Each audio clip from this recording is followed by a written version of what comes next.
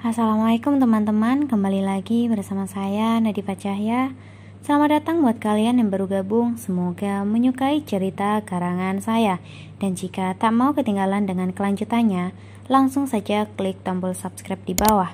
Seperti biasa, saya akan membawakan kelanjutan dari cerita yang berjudul Suami Penutup Aib. Tak perlu berlama-lama lagi, langsung saja kita masuk ke dalam alur cerita bab 21.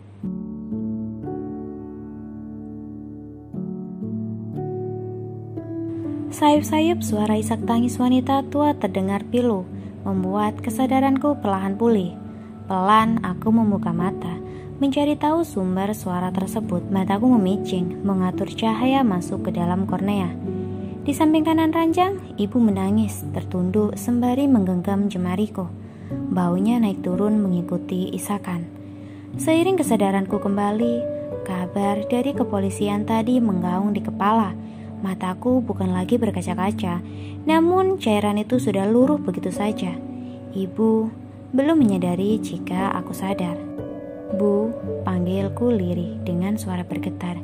Buru-buru ibu menyeka air matanya, lalu mengangkat wajah. "Iya nak, sudah bangun," sautnya dengan suara parau. Ibu mencoba bersikap tenang, menyuguhkan senyum pilu dari sudut bibirnya, lantas mengusap-usap punggung telapakku agar merasa lebih baik.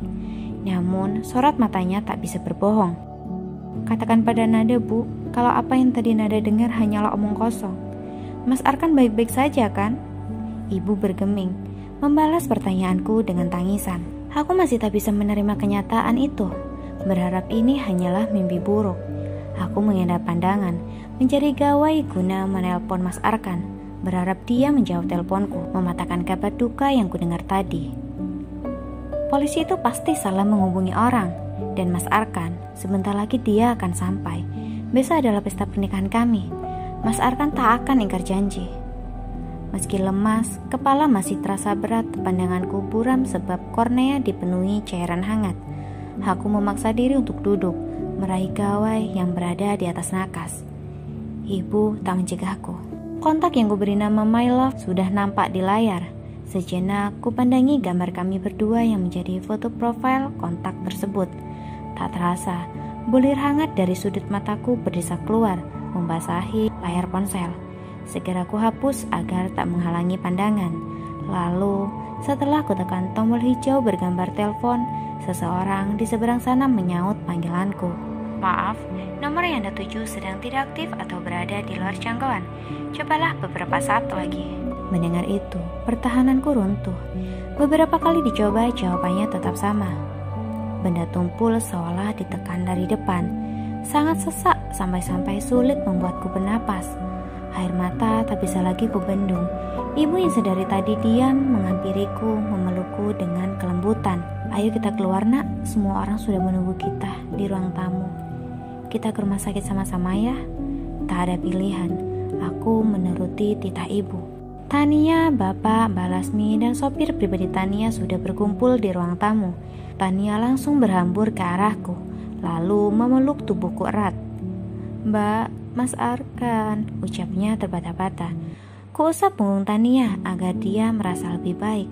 Padahal, aku sendiri merasa terpukul atas kejadian yang menimpa Mas Arkan. "Ayo Mbak, kita ke rumah sakit sekarang. Mama dan Mas Aka sudah berangkat dari tadi." Bau obat-obatan aroma khas rumah sakit mulai tercium. Beberapa orang terbaring lemas di atas bangsal dengan sakit yang berbeda-beda. Di setiap pintu ruangan terdapat sanak keluarga mereka. Aku berjalan menyusuri lorong berdampingan dengan ibu, mengikuti Tania sebab dialah yang mengetahui ruangan Arkan, sementara yang lain mengikuti dari belakang. Di depan ruangan bertulis ruang operasi, bukan hanya mama yang ada di sana, tapi juga Kanza dan Teh Aisyah. Khawatir bercampur bingung kenapa ada mereka di sana. Padahal status mereka hanyalah tetangga. Mama langsung menyambutku dengan pelukan. "Yang sabar ya nak," ujar mama sambil menepuk pelan punggungku. "Gimana mah kondisi Mas Arkan?" tanya Tania. "Masmu masih tak sadarkan diri. Dokter masih membersihkan serpihan kaca yang ada di tubuhnya. Kita sama-sama berdoa, semoga tidak ada yang serius pada masmu." Setelah melepas diri dari pelukan mama, perlahan aku mendekati pintu. mengintip dari kaca kecil di pintu ruangan tersebut. Terlihat pria yang amat aku cintai tergolai lemas di dalam sana dengan luka hampir di sekujur tubuh. Air mataku tumpah ruah dan kedua lutut kembali lemas. Refleks membuatku terduduk sambil menutup mulut dengan satu tangan. Tania dan ibu datang lalu membopongku ke kursi panjang depan ruangan. "Jangan berpikir macam-macam, nak. Doakan saja yang terbaik untuk suamimu," titah ibu sembari mengusap pundakku. Aku menyandarkan kepala di bahu beliau, menatap kosong lurus ke depan. Mulut ibu tak henti-hentinya membaca zikir. "Gimana, bah?" Wanita berhijab lebar yang duduk tepat di seberangku nampak panik, sementara gadis berkacamata itu masih tertunduk dengan bahu naik turun. Pria parubaya yang memakai peci putih hanya menganggukkan kepala. Entah apa maksudnya. Aku penasaran dan menanyakannya langsung. Ternyata kedatangan mereka ke sini karena ditelepon oleh mama untuk mengurus jenazah nenek. Sebab seperti yang kita tahu bahwa keluarga mama dan nenek berbeda keyakinan. Dan hanya keluarga Kanzalah satu-satunya orang yang paling dekat dengan nenek. Untuk biaya, mama yang akan menanggung semuanya. Saat Teh Aisyah mengajak adiknya pulang, awalnya Kanza menolak. Dia ingin menunggu Arkan sampai bangun. Aku yang mendengar perdebatan kecil antara kakak beradik itu sama sekali tak terganggu. Memang, hubungan yang terjalin selama puluhan tahun tak bisa dipisahkan begitu saja. Apalagi saat salah satunya mengalami musibah seperti ini. Aku maklumi, toh untuk sekarang bukan hal itu yang terpenting. Namun Teh Aisyah terus-menerus memaksa Kanza untuk ikut pulang. Dan pada akhirnya Kanza menuruti perintah sang kakak. Mereka kembali ke Bandung bersama dengan jenazah nenek. Jarum jam terus berputar. Suasana sekitar terbilang sepi. Hanya beberapa staf rumah sakit dan pasien khusus saja yang ada di lorong ini. Karena memang tak sembarang orang bisa masuk ke sini. Isak tangis mama belum mereda. Sementara aku, entahlah, rasanya seperti mati rasa. Perjalanan cinta kami baru berjalan 1 bulan. Begitu indah, hampir tak ada kecacatan di dalamnya. Kecuali kemarin. Dan itu pun aku sangat menyesal telah membuatnya kecewa. Sekarang Allah menguji rumah tangga kami dengan hal seperti ini.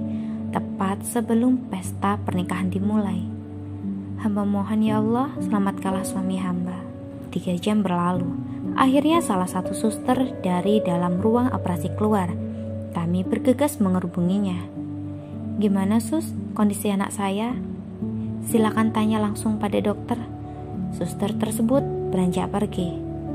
Tak berapa lama dokter yang dimaksud perawat tadi keluar.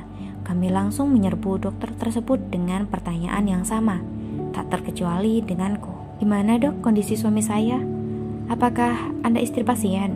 Spontan kepalaku mengangguk. "Saya ibu kandungnya dok." Mama menyela. "Baiklah, kalau begitu kalian berdua silakan ikuti saya. Dan yang lain boleh menunggu di ruang tunggu depan ya. Karena sebentar lagi pasien akan dipindahkan ke kamar VVIP." Keningku mengernyit heran. Siapa yang memesan kamar semahal itu? Apakah mama? Namun sejak tadi mama tak beranjak dari tempatnya. Kapan dia mengurusi administrasinya? By the way, sejak tadi aku nggak ngeliat Saka. Di mana dia? Tapi bagus deh, nggak ada dia di sini. Aku jadi tak khawatir mual-mual.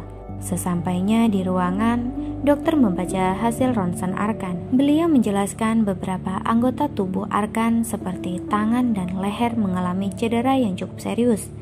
Dan untuk pemulihan, dia harus menggunakan chips. Bagian wajah hancur sebab banyaknya pecahan kaca yang masuk ke wajahnya. Sementara diperban dan baru akan dibuka esok hari. Hatiku miris mendengarnya.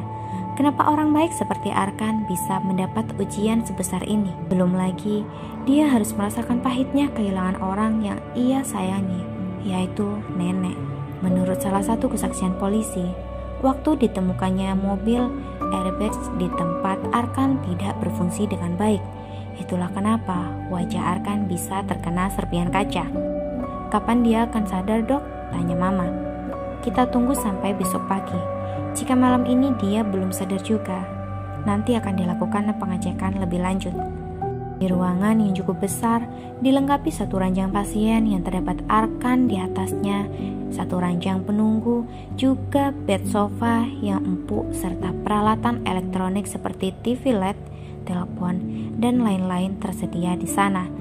Dilihat sekilas saja, orang bisa menilai jika biaya menginap di ruangan yang sudah seperti hotel ini pasti nggak murah. Lantas, siapa yang membayarnya? Aku tahu Papa Arkan adalah salah satu orang terkaya di negeri ini. Akan tetapi, sepertinya tidak mungkin jika beliau yang membayar. Jangankan mengurusi administrasinya Arkan, datang sekedar melihat kondisi anaknya saja enggan. Karena penasaran, aku menanyakannya pada Mama. Ma, maaf, Nada mau tanya sesuatu. Apa Mama yang bayarin biaya rumah sakit Mas Arkan?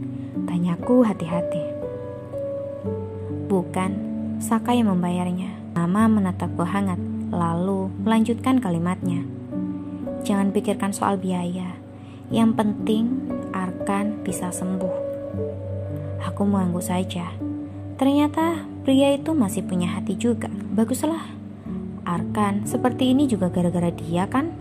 Tak lama setelah perbincangan singkat kami, Tania dan Mama pulang. Sebab Tania besok ada ujian dan baru bisa kembali besok siang atau sore. Siluet Jingga berpadu dengan kemerahan tergambar cantik di atas cakrawala. Sinarnya menembus masuk melewati kaca yang mengarah langsung pada tubuh Arkan. Aku menatapnya penuh kekaguman. Pria yang wajahnya terbalut perban menyisakan lubang hidung serta chips yang terpasang di leher dan tangan kanannya hanya bisa terbujur kaku di sana. Aku menghiburnya dengan bercerita tentang masa di mana aku masih menjadi karyawannya. Panjang lebar bercerita yang sebenarnya nggak penting, tapi untuk mengisi kekosongan, setidaknya pikiranku sedikit rileks. Sekarang Mas bangun ya. Nada rindu sholat berjamaah sama Mas. Kangen juga sama suara merdu Mas pas ngaji. Terdengar suara kenop didorong. Aku menoleh dan ibu yang berada di baliknya. Ibu mengatakan jika bapak ingin pulang dulu sebab alasan kesehatan, dia tidak bisa berlama-lama berada di sini. Aku menyarankan agar bapak istirahat saja di rumah Arkan, agar besok bisa kembali lagi ke sini. Beliau setuju, lalu segera aku pesankan taksi online. Usai sholat maghrib sembari menunggu isya, aku melafalkan ayat-ayat suci Al-Quran dengan harapan Mas Arkan bisa mendengarku lalu bangun. Kebetulan, ibu selalu membawa Al-Quran kecil di tasnya. Ketika aku membaca surat Asy-Syu'ara ayat 80 yang artinya, dan apabila aku sakit, dialah yang menyembuhkan aku. Keajaiban itu terjadi. Mas Arkan perlahan menggerakkan jari jemarinya. Tangisan haru lolos begitu saja. Aku berteriak lirih dengan senyum bahagia memanggil ibu. Bu, Mas Arkan bangun. Bergegas ibu menghampiriku. Alhamdulillah nak, doamu didengar sama Allah. Lantas aku berbisik lirih di telinganya. Mas, ini Nada Mas. Mas yang sabar ya, kata dokter. Perban di wajah Mas baru bisa dibuka besok. Ku genggam jemarinya yang tadi bergerak. Malam berjalan begitu lambat, itu karena aku tak sabar ingin segera melihat wajah suamiku. Pun dengannya pasti sudah sangat merindukanku. Pagi menjelang, aku segera mengabari Tania jika kakaknya sudah siuman. Dan pagi ini, jam 8, perban di wajahnya akan dibuka. Mama tak mau kehilangan momen tersebut.